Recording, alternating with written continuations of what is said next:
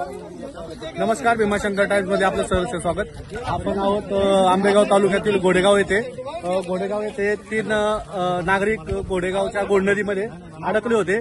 ते काढण्यात निसर्ग संस्थेचे अध्यक्ष आणि त्यांचे अमोल वाघमारे, चंद्रकांत काळे असे अनेक सहकारी होते आपल्या सोबत आहेत। आंबेगाव तालुक्याचे तहसीलदार साहेब, काय घटना झाली होती, कितीच्या दरम्यान झाली आणि कसं काढण्यात आलं, काय तुम्ही त्याच्यावर हे केलं? मागच्या 3 दिवसापासून पश्चिम घाटामध्ये सतत पाऊस चालू असल्या कारणाने डिंबे धरणाचे दरवाजे उघडलेले आहेत आणि 21,000 चा विसर्ग सुरू आहे। हा 21,000चा विसर्ग सुरू असल्या कारणाने घोडेगाव येथील स्मशानभूमीलगत सातकरी समूहातील जे कुटुंब होतं त्याच्यामध्ये 2 पुरुष आणि 1 महिला ही प्रवाहामध्ये अडकली होती। सदर व्यक्ती अडकल्याबाबतचा आपल्याला मेसेज मिळाल्यानंतर आपले आपत्ती व्यवस्थापन समितीचे सदस्य आणि निसर्ग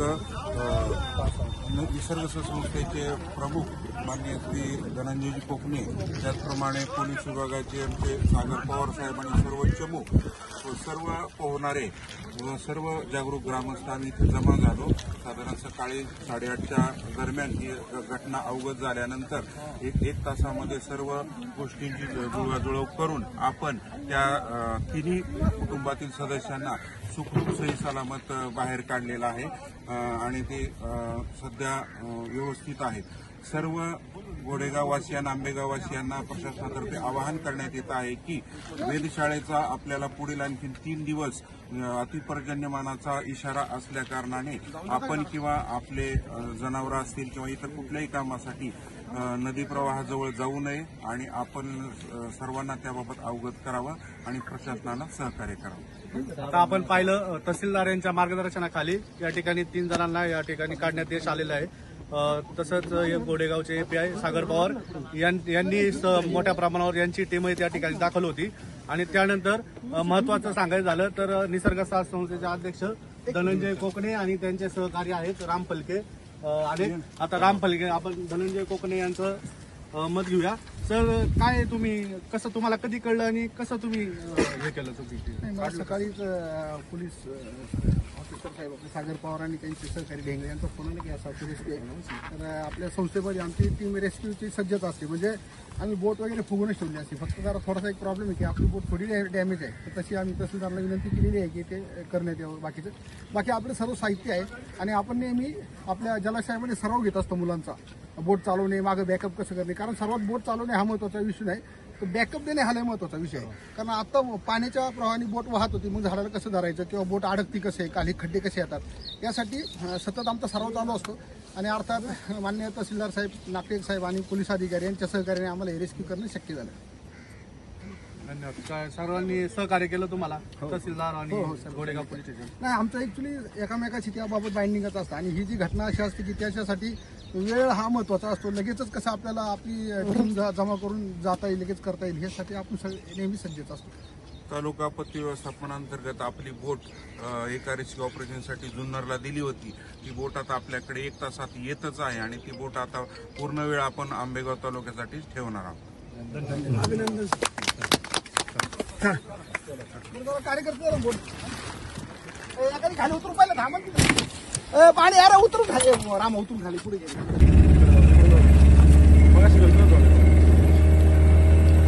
आणि जायला पाहिजे त्याला, कारण मी तर बोलतो यार, मी गेलो समय सूचकता लागते, बाकी काय लागत नाही। समय सूचक नाही, मागचा बॅकअप फक्त मला लागतो महत्वाचा, बाकी काय नाही। नाही इथून घ्या, इथून खाली वाट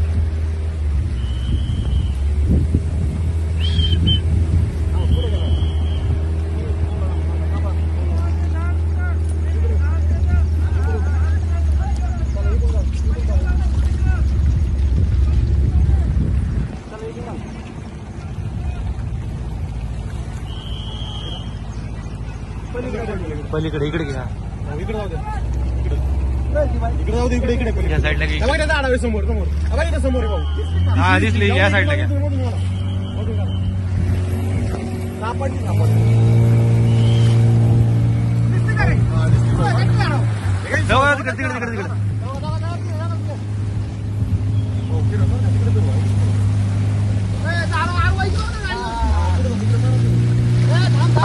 हळू काय टेन्शन नका घेऊ. आलो आम्ही आलोय. थांबा टेन्शन घेऊ नका आलो आम्ही.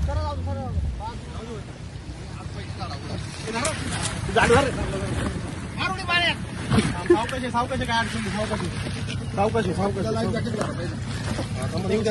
उतरा हळू उतर. काय रडू नको आणि काय नाही.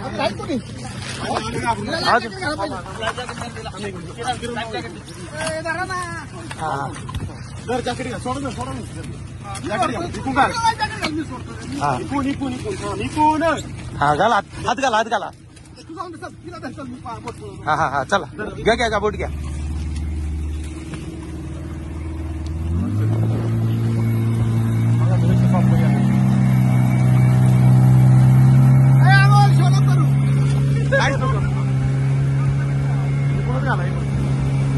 तिकडे घ्या. अजून कोण आहे का इकडं? नाही ना, तुम्ही दोघीच होत्या का? ठीक आहे.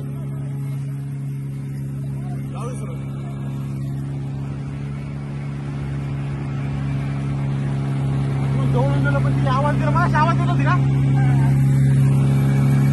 नक्की कोण नाही ना? बारीक बाळबीळ वगैरे कोणी नाही ना? ठीक आहे.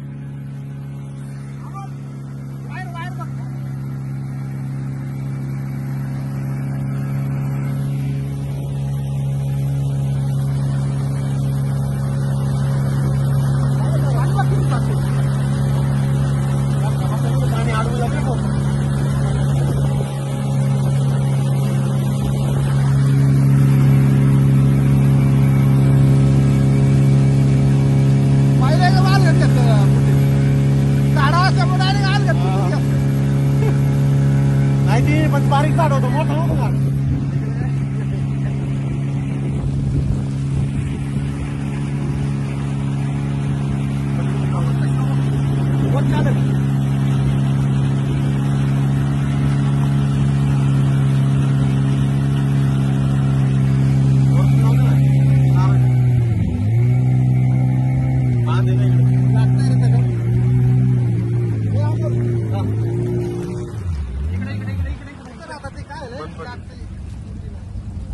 ठीक आहे, उतरू का? आमको बोला असं ना सांभाळवा.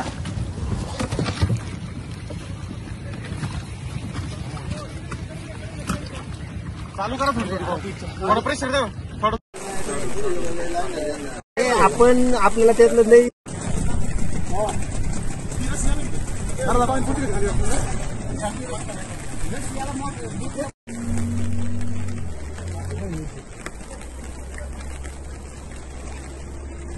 अरे ठीक आहे.